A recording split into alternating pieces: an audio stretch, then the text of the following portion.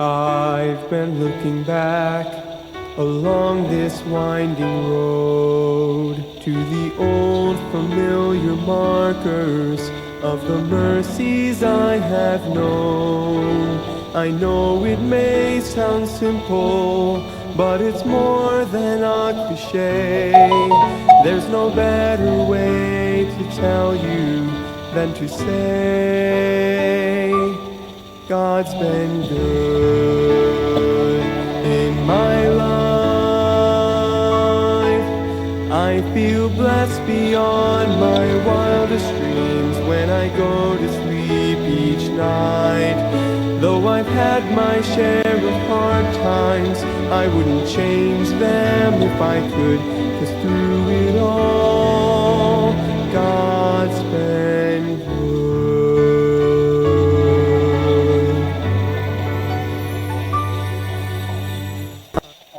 Okay, so magandang hapon po sa bawat isa sa atin. Tayo po ay magkakaroon na ng ating daily words of encouragement. Sapagkat mamaya po ay mag-soul winning po kami, evangelism, dito po sa plaza. Ano ho? Tayo po ay manalangin. Dakilang Diyos, salamat po muli sa pagkakataon na ito na tuloy-tuloy ang aming daily words of encouragement upang kami po ay patuloy na ma-encourage, magpatuloy sa inyong gawain, ma-encourage sa pangangalaga ng aming pamilya na sa pamamagitan ng inyong salita na mga prinsipyo ninyo na aming pong natututunan araw-araw.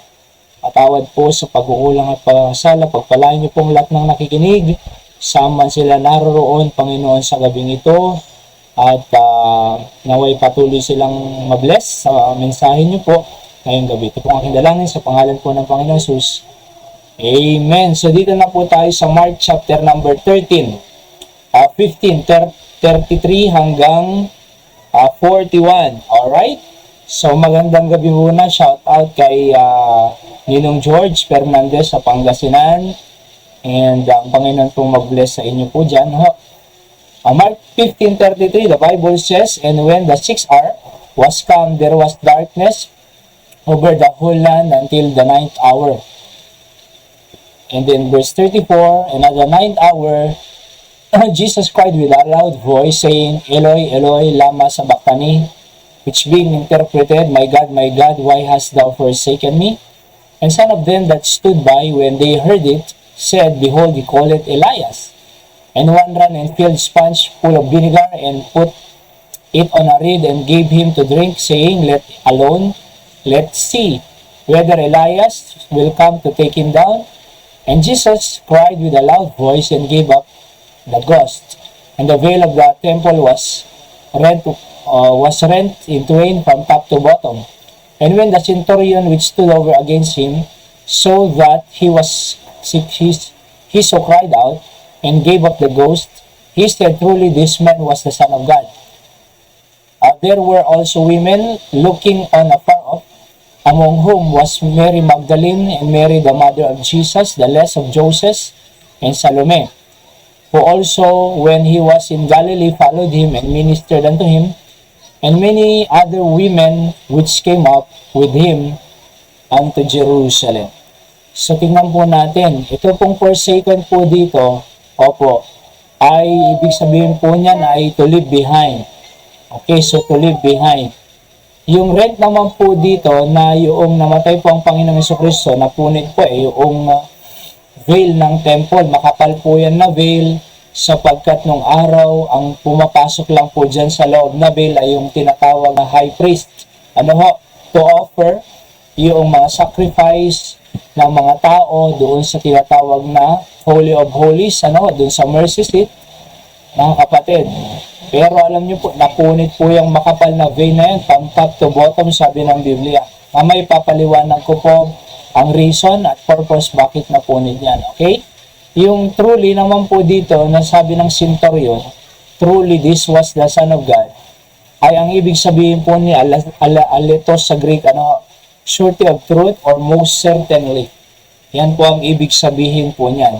So, una po na pwede natin makita dito, at the 9th hour, Jesus cried with a loud voice, saying, Eloi, Eloi, lama sabachthani.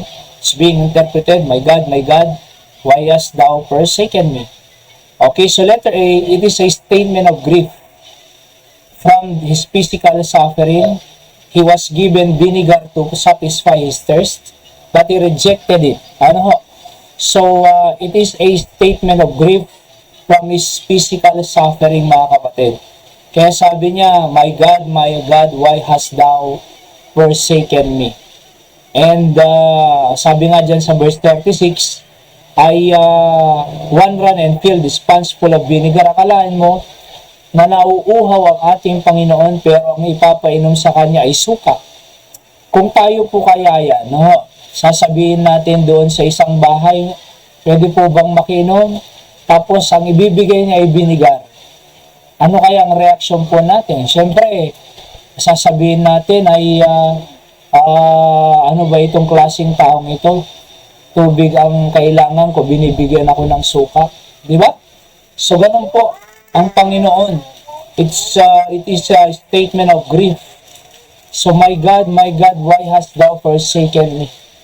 So, bilang nasa katawang tao, naranasan ng ating Panginoon ang hirap, naranasan ng ating Panginoon ang pain, naranasan ng ating Panginoon ang anumang sakit, na dinanas niya, mga kapatid. Kaya bilang isang nasa katawang tao, sabi niya, my God, why hast thou forsaken me? Nag-iisa na ako ngayon, bakit mo ako iniwanan? Napakasakit ng mga ginawa ng mga taong ito sa akin, ang hapdi ng mga parusang binigay nila sa akin, binibigyan pa rin ako ng vinegar.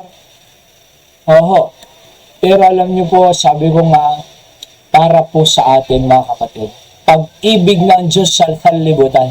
Tiniis niya lahat ng mga pasakit kahit na iwan siya ng kanyang ama. Oo, kahit na iwan siya ng kanyang ama, pero tiniis niya po yan para sa atin. Dahil mahal niya po tayo. Kaya nga mga kapatid, we cannot backslide. Hindi po tayo pwedeng lumayo sa Diyos, sa kalooban niya. Hindi po tayo pwedeng tumigil, mag-preach ng gospel ng ating Panginoon about His death, burial, and resurrection. Hindi po tayo pwedeng tumigil sa evangelism, soul winning, fulfilling the Great Commission. Bakit? Sapagkat ibinigay ng Diyos lahat para sa atin. Yung pinakakailangan ng tao na kaligtasan, ibinigay niya eh. Di ba? Kaya mas dapat po tayo po ay maging masigasig sa paglilingkod ng ating Panginoon. Letter B. Okay, buksan. Letter B, He was forsaken to please the Father and save all humanity. Okay? So siya po ay iniwan to please the Father and save all humanity. Mababasa niyo po dyan yung sa book of Isaiah, chapter 53. Nakikita niyo po doon na to please the Father. Sabi niya po doon sa verse 6 yata po yun. So He was forsaken to please the Father and save all humanity. Kaya nga sabi niya doon sa panalangin niya sa Garden of Gethsemane, if it be possible, please pass this cup, pass from me. Not my will, but thine be done. Sabi ng Panginoon, hindi ko man kagustuhan, pero dahil kung kagustuhan mo, Panginoon, para lang sa iyo, para i-please ka. Bakit? Sabi doon sa Philippians chapter 2, verse 5, 6, 7, He became obedient even unto the death of the cross. Sabi doon, sumunod siya doon sa kagustuhan ng kanyang Heavenly Father, sa kanyang Ama. Oo. So, sumunod siya even unto the death of the cross. Akalain niyo pong klaseng pagsunod yan, even unto death. Kaya nga nakakatuwa po yung mga doon sa training namin noon sa Fort Bonifacio, patay kung patay. Talagang kahit may sakit ka, sasabihin sa'yo, aabutan ka ba bukas, makakapag ano ka pa ba? Diba kasi doon, kahit may sakit ka, patay kung patay, talagang tatayo ka at maglilingkod sa Panginoon. Diba? So, fight na, patay kung patay. Kaya alam niyo po, napakahalaga po to please the Father. Kagaya ng ating Panginoon, He became obedient even unto the death of the cross. To save all humanity, para lang maligtas, mabayaran ang kasalanan ng sanlibutan. And letter C, Jesus died so that we might live eternally. So namatay ang ating Panginoon para tayo mabuhay. Eternally. Wow! Napakaganda po yan mga kapatid. He died, Jesus died, so that we might live eternally. Namatay siya para mabuhay tayo habang buhay. At eternally, kapatid. Kasi kung hindi siya namatay, mga kapatid, tayo naman po ay mamamatay doon sa impyerno. Eternal damnation na tinatawag.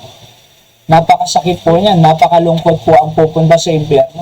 Pag hindi po pa tinanggap si Kristo bilang sariling tagapagligtas mo, hindi ka pananampalataya sa Kanya, sa impyerno ka pupunta. Kaya bago mahuli ang lahat, wala pong prayer for the dead.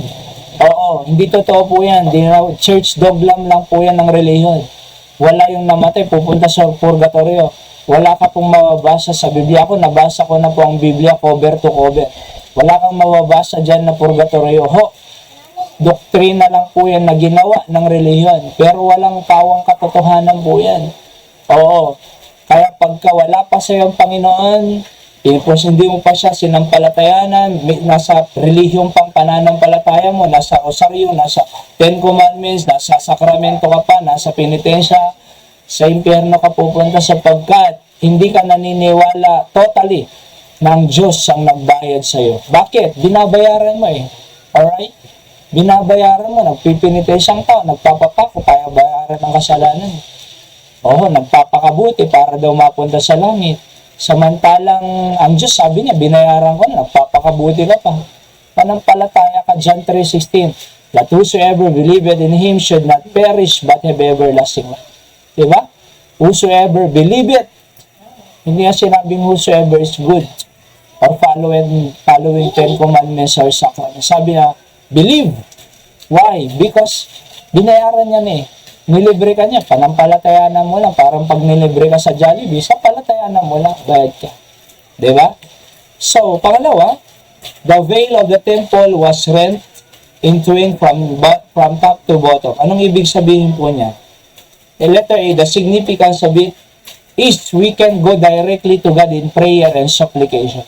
Kasi sabi ko nga kanina, ang pwede lang pumasok doon sa templo po, doon sa Holy of Holies, doon sa likod ng veil na yan, mga high priest, pag nagkasala ang tao ng Old Testament, mag-aalay po sila ng lamb sacrifice, kakatayin po yung sacrifice na yan doon sa brazen altar na tinatawag, at labas ng templo or tabernakulo, kukunin yung dugo, papasok po siya sa loob ng templo, doon sa Holy of Holies, doon po ialay ang dugo, at pag tinanggap ng Diyos, patatawarin sila. Hindi sila pwedeng makadirect sa Diyos nung araw, directly, hindi pwede. Pero ngayon, nung napunit po yan, veil na yan, from top to bottom, we can go directly to God. Kaya doon sa Acts chapter, or Romans chapter 5 verse 1, sabi doon, we have an access to God. Therefore, we have peace with God through our Lord Jesus Christ. We cannot have access directly to God. Kaya hindi mo na kinakailangan dumaan pa kung kani-kaninong tao. Go directly to God. Oo. Hindi mo ka na kailangan magkumpisal pa doon sa sa pare o sa confessional booth. Bakit? Baka nga mas makasalanan pa siya eh. Kaya nga natiklo si Rizal eh. Nahuli, namatay. Bakit? Dahil sa ganon. Go directly to God. Tandaan mo, napunit na po yung veil na yon na namamagitan ng Diyos at tao. Napunit. Ibig sabihin, you can go directly to God. Letter B, we don't need any new mediatrix. Even Mary, the mother of Jesus. So, huwag kang manalangin sa Kanya kasi patay na siya eh. Sa Diyos ka manalangin sapagkat siya'y buhay. Ang pananalangin po ay spirit. Doon po kayo mag-pray sa Diyos. Tingnan niyo po sa Matthew chapter 6. Go directly to the Father. Huwag kang gumamit ng paulit-ulit na panalangin. Sabi nga ng Bible. Basahin mo, Matthew chapter 6. Huwag kang gumamit ng paulit-ulit na panalangin. Ano yan? Ave Maria, nagmukati grasya na po. Ayaw po ng Diyos yan eh. Bakit? Hindi nasa puso eh. Basahin mo ulit, Matthew chapter 6. Ang panalangin po ay merong pattern doon. Address to the Heavenly Father.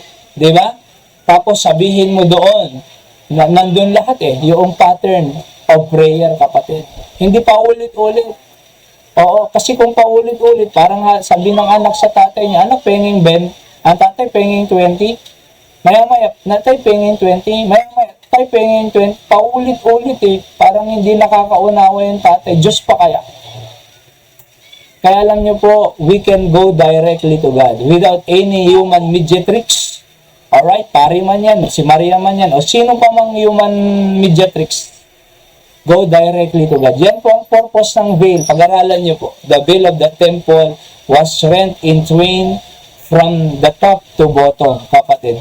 Diyos, hindi po tao. Oho. Letter B, the centurion said, truly this was the Son of God. Buti nga ito, Bible lahat Diba? Wala po akong human opinion na sinasabi dito. Hindi po gawa-gawa lang ito. Katulad ng ibang relihiyong gawa-gawa. Panalangin mo yung patay, wag kang pag may puting ay itim na pusa, wag ka nang dumiretso sa pupuntahan mo. Pag may nabasag, basagin mo pa. Kung ano-anong pamahiin. Ito, Biblia to Ito na tayo, kapatid, salita ng Diyos na to. Ano sabi ng centurion? Truly, this was the Son of God. Letter A, truly Jesus is the Son of God. His nature, being, and essence are divine also, as His Heavenly Father. Weos po sa Greek yung Son dyan. Weos. Ibig sabihin, the very essence, the very nature of God. Kung Diyos siya, Diyos din siya. Yung nature ng Diyos Ama, nature niya yan. Yung being niya, divine being, divine din si Jesus. Yung essence niya at kapangyarihan niya, ganun din yung kapangyarihan niya. Kaya nga po, weos. Iba yung small letter S na teknon. Small letter S na doon sa John 1:12, di ba? Sino mang tumanggap sa Kanya, pinagkalooban ng karapatan na maging anak ng Diyos. Iba po yun. Talks about the position po yun. Teknon, mga kapatid. Mas mataas ang Diyos kaysa sa atin. Diba? Pero kung pag-uusapan ng Diyos naman at si Kristo, equal po. Because His very nature and being and essence are divine also as His Heavenly Father. Letter B, only the Son of God can save anybody from the penalty of sin in hell. Si Kristo lang ang tagapagligtas. For God so loved the world that He gave His only begotten Son, that whosoever believeth in Him should not perish but have everlasting life. John 14:6, I am the way, the truth, and the life. No man cometh to the Father but by me. Ephesians 2:8 and 9, for by grace are ye saved through faith, that not of yourself, it is the gift of God, not of works, lest any man should boast. Hindi sa gawa, kundi sa biyaya ng Diyos sa pamamagitan ng pananampalataya po na. Si Jesus lang po ang tagapagligtas. Hindi reliyon, hindi pastor, pare, ministro, sino pa man. Hindi po church. 200 mahigit po ang relihiyon sa buong mundo. Hindi po church ang tagapagligtas. Hindi po gawa natin. Kasi not of works, kundi biyaya ng Diyos. Regalo po yan. Buhay na walang hanggan. Tanggapin nyo lang po kasi binibigay ng Diyos. Sapagkat po, pag hindi mo tinanggap ang regalo, wala kang regalo. Diba? So, sa ating pong principles of the day, sabi ko dyan, He was forsaken so that we might be forgiven. Iwanan po siya para tayo mapatawad. Pangalawa, He was forsaken so that we might have freedom from sin. Kaya dapat po, kung ligtas ka na, anak ka ng Diyos, hindi ka na namumuhay sa kasalanan. Hindi mo na gusto pa yung mga bisyo. Ayaw mo na yung sugal. Ayaw mo na yung nightclub. Ayaw mo na yung mga kasalanan. Hindi ka na natutuwa sa kasalanan. Oo. Natutuwa ka na sa katotohanan. Diba? Hindi sa kasalanan. Tayo po yung manalangin. Dakilan Diyos, salamat sa inyong salita. Bless it in our lives. Lahat po ng nakikinig, pagpalain niyo po ang kanilang pamilya to protect our family from the bad influence of the world upang manatili lang po kami sa kalooban ninyo. Salamat po. Ito po ang aking dalangin sa pangalan ni Jesus. Amen. Magandang gabi po muli. Ninong George Fernandez yan sa Mangaldan. Tesi. Oo, so maging maganda na ang result ng iyong CT scan. Alright? At saka si Nanay Christina Calios, dyan po sa, dito po yan sa, nakilala po namin dito sa Candon. Alright? So, God bless you po. See you on our next episode.